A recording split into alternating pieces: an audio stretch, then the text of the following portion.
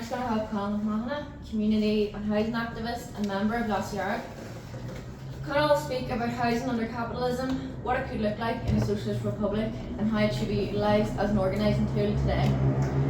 Cónal worked as the Ulster organiser for CATU, Community Action Tenants Union. CATU is Ireland's largest community and tenants union, organising on an all-Ireland basis on a host of issues including evictions, temporary accommodation, the fight for social housing and local community issues.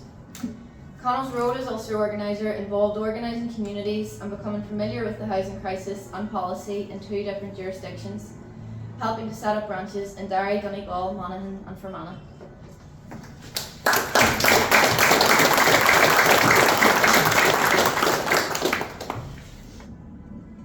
So thanks very much for speaking, or for inviting me to speak as a member of Lasair Dhearg, but also as a member of CATU, the Community Action Tenants Union.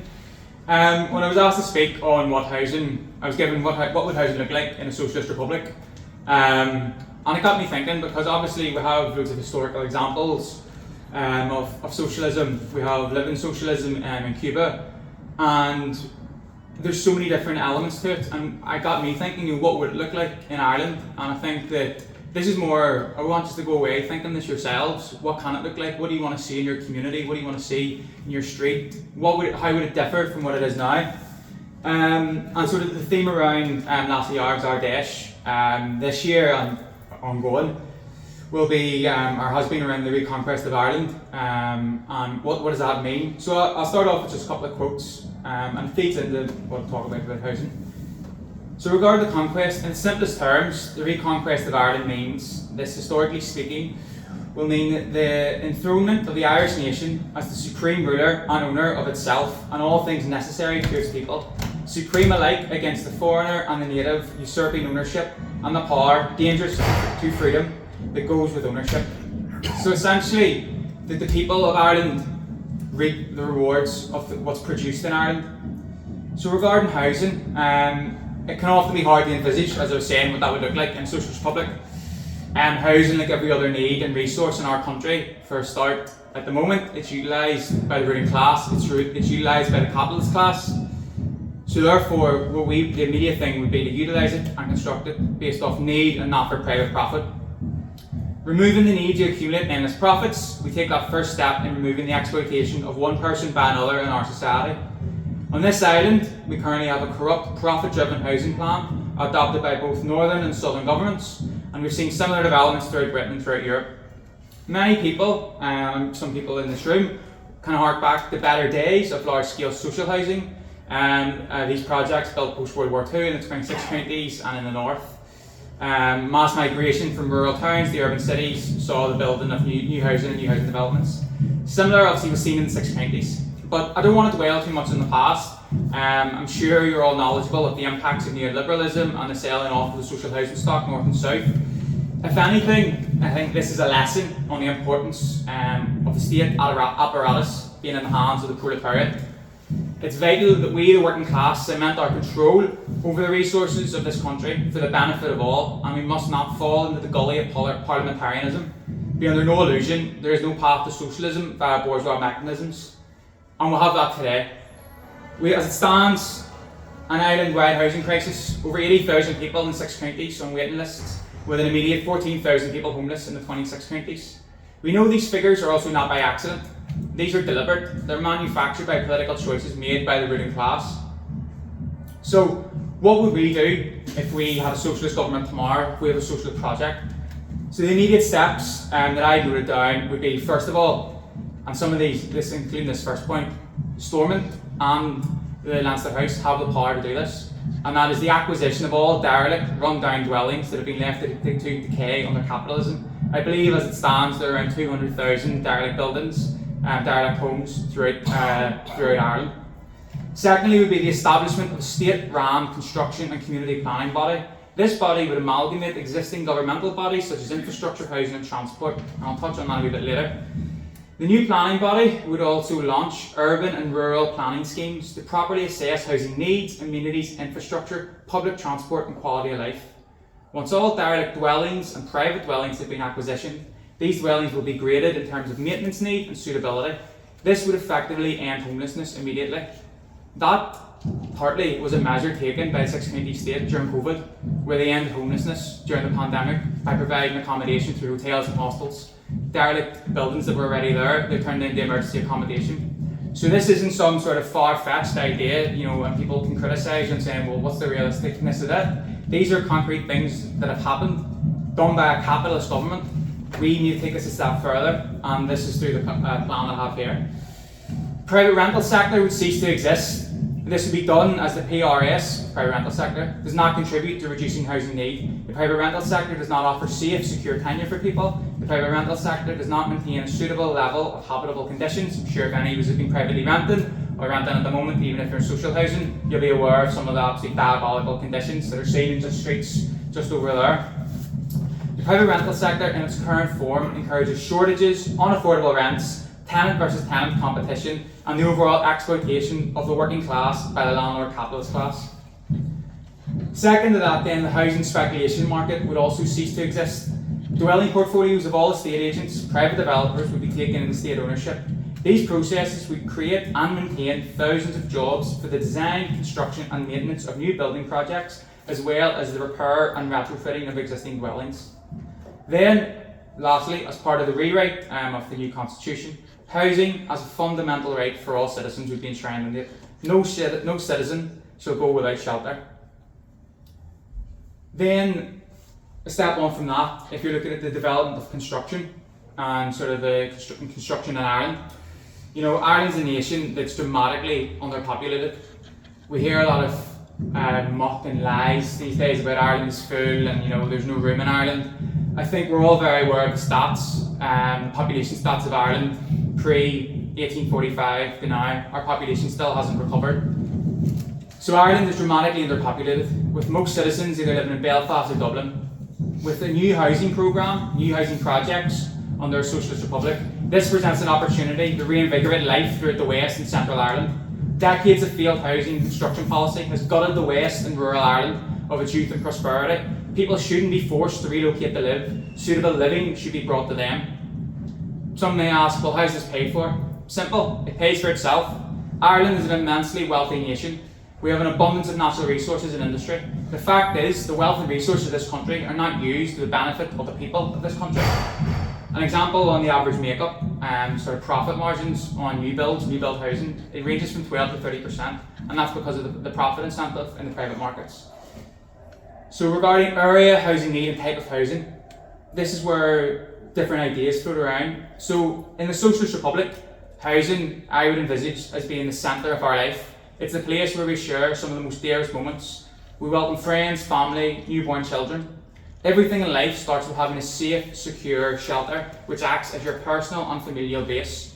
Neoliberalism sought to atomise communities, peddling the narrative that everybody needs their own compartmentalised abode. Think of the American white picket fence.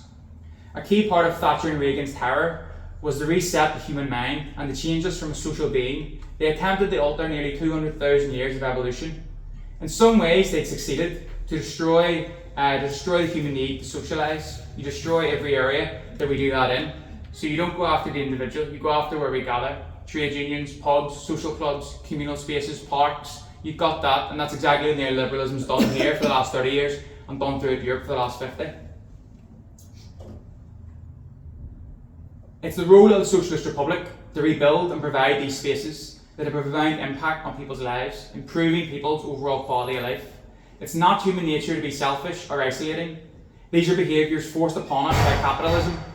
A socialist project has the opportunity to relight that fire that is within us all, the fire that brings people together through the harshest of times, the fire that has won so much for our class, the fire that defeated fascism before and will defeat it again, the fire that ends colonialism and achieves a Socialist Republic. In the Socialist Republic, we promote communal working, learning and experience. We know as a species we are communal. We need and thrive in partnership and working together. In the 6 counties, it was strong community bonds that were created partly through shared areas of play, socialising and work that made us capable of overcoming attacks from the state and loyalism. Therefore, our housing development in the Socialist Republic isn't just to adopt and maintain the existing housing stock, it is to create new socialist housing projects that put emphasis on communal spaces, our surrounding environment, safety and quality. Housing is much more than just bricks and mortar.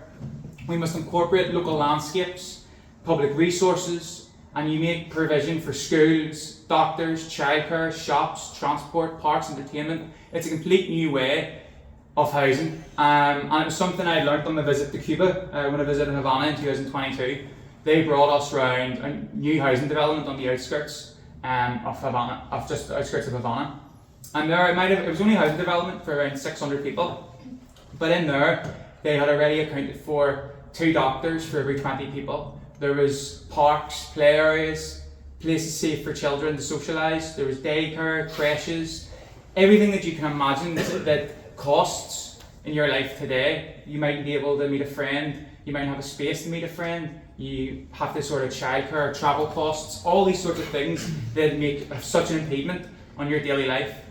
They're all part of housing, that's part of community, and those are things that under a socialist project are accounted for, and all of that overall improves your quality of life. And finally, housing as an organising tool. So as Amy had mentioned, I was the Ulster organiser, organising across the 9 counties of Ulster for CATU, Community Action Tenants Union. And I was across most, I got groups formed in 7 of the 9 counties. Forgive me for the other 2. But through that, I saw how important housing is in the overall struggle for socialism, in a struggle against fascism. In my opinion, housing is the key that a lot of Socialist Republican organisations or trade unions or other groups fall short on. So reverting back to the Reconquest, housing, in my opinion, it has been at the fore of our fight for sovereignty and independence. And you can look at this historically, whether it be from the land leagues, the housing action groups of the 60s, even now throughout this country. Housing, whether people say it's an immigration issue, it's not, it's a housing issue, it's a resource issue. Housing is always at the fore, and the majority of struggles have always been land-based. And we know the parallels between the Palestinian struggle for national liberation and our own. And I'd like to take this a step further as an issue connected as the issue of displacement. We are colonised land. People here are evicted by landlords, both private and social. Part of my now volunteer role in CATU is eviction resistance. We've stopped around 35 to 40 evictions since the start of this year, and the majority of them have been in West and North Belfast. That's just in Belfast. It takes strong, resilient communities to be able to stand up with their neighbours and stop an eviction from happening. Evictions destabilise people's lives and shouldn't happen, and that's a form of displacement.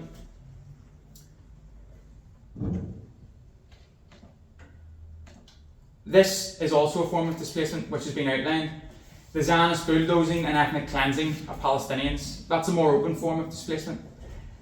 I connect these 2 issues because we have the same fight. We must have the same will to fight for that person being evicted and displaced, whether it be in Beachmount or Lenadown or somewhere on the Antrim Road. And we have to connect these 2 issues as we do with our Palestinian comrades. Palestine has been an immense raiser of political consciousness in Ireland, and we machinate our struggles. The stuff happening on the ground and the mobilisation of people for Palestine is absolutely amazing, and it needs to be utilised. We need to utilise this for struggles happening every day here, because it's the same struggle. We have to stop evictions here, we have to fight for better housing, we have to fight for better quality of housing, as well as fighting with our Palestinian comrades.